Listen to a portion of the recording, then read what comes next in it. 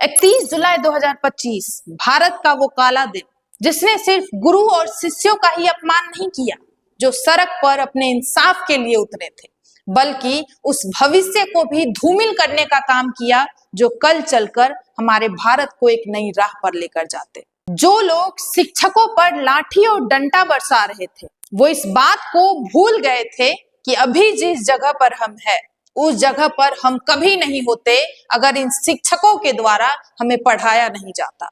अपने औहदे और पावर के नशे में वो इतने चूर हो गए थे कि वो इस बात को भूल गए थे कि जिन्हें वो लाठी और डंडों से लहूलुहान कर रहे हैं, हमारे भारत देश में उन्हें देवता तुल्य समझा जाता है। तमाम teacher, Neetu ma'am, Sanjeev sir, अभिनय शर्मा सर, आदित्य रंजन सर, उनकी जो तस्वीरें सामने आई है वो परेशान करने वाली है। परेशान इसीलिए क्योंकि गुरु अपने छात्रों के हक की बात करने आए थे। किसी का टूटा हुआ हाथ दिखाई पड़ा, तब लगा कि ये उस व्यक्ति की चोट नहीं, उस व्यवस्था की बर्बरता का प्रतीक है जो इंसाफ देने से डरती है। सच कहे तो ये सिर्फ शरीर पर लगा घाव नहीं, बल्कि उन सारे युवाओं पर लगा जख्म है जो दिन रात मेहनत करते हुए सरकारी नौकरी का आस लगाए बैठे हैं। चलिए आपको बताते हैं कि एसएससी सीजीएल का विवाद क्या है। दरअसल एसएससी यानी स्टाफ सिलेक्शन कमीशन की सीजीएल की परीक्षा हर साल करोड़ों युवाओं के लिए सरकारी नौकरी की उम्मीद लेकर आती है। करीब 3 करोड़ से ज्यादा अभ्यर्थी इस परीक्षा में हिस्सा लेते हैं। अपने और अपने परिवार की बेहतर भविष्य की कल्पना के लिए दिन रात मेहनत करते हैं। एसएससी ने एडिक्विटी नामक संस्था को सीजीएल की परीक्षा की जिम्मेदारी दी थी, जो पहले से बहुत सारी तकनीकी समस्याएं और खामियों से जूझ रही थी। फिर भी बार बार उसी कंपनी को जिम्मेदारी देना, ये लापरवाही है या कोई और कारण? क्या लाखों युवाओं का भविष्य किसी ऐसे कंपनी के भरोसे छोड़ देनी चाहिए जिसके साख पर पहले से कई सवाल है?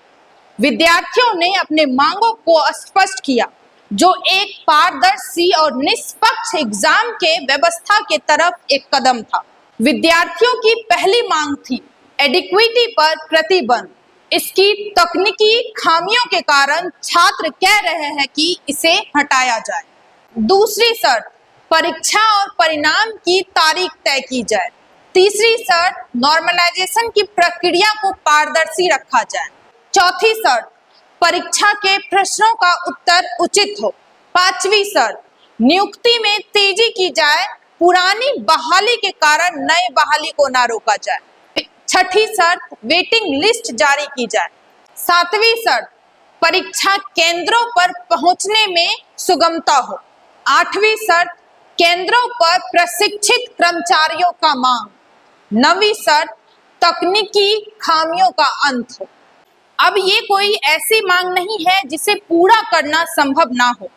विद्यार्थी सिर्फ अपने एग्जाम को कंडक्ट कराने की व्यवस्था को ठीक कराना चाहते हैं, क्योंकि बार बार जब पेपर लीक की बातें सामने आती है, विद्यार्थी सेंटर पर सिस्टम हैंग करने की समस्याओं से भी जूझते हैं, तो ये मांगे अनुचित नहीं लगती। लेकिन अगर शिक्षकों और विद्यार्थियों की हक की बात के लिए अगर उन पे लाठी और डंडा बरसाए जा रहे हैं, तो ये एक बात जरूर लगता है कि ये भारत तो बिल्कुल नहीं है जिसको विश्व गुरु बनाए जाने की कल्पना की जा रही है। वैसे इस पे आप सभी की क्या राय है? प्लीज आप लोग भी अपना राय जरूर दीजिएगा। धन्यवाद।